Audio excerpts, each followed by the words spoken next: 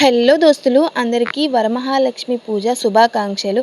ఈరోజు అయితే మా ఇంట్లో ఇలా అయితే వరలక్ష్మి పూజను అయితే చేసేసుకున్నాం గైస్. చూడడానికి అయితే నాకు చాలా ఆనందంగా ఉంది. సింపుల్గా అయితే ఇలాగా ఇంట్లో అయితే ఇంత బాగా చేసేసుకున్నాం.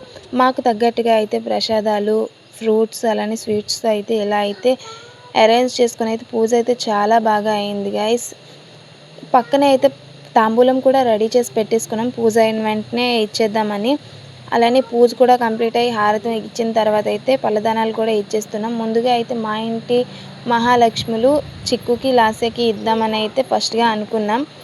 అందుకని వీళ్ళకైతే కాలికి పసుపు పారాని రాసి వీళ్ళకైతే ముందుగా తాంబూలం అయితే ఇచ్చేసాం.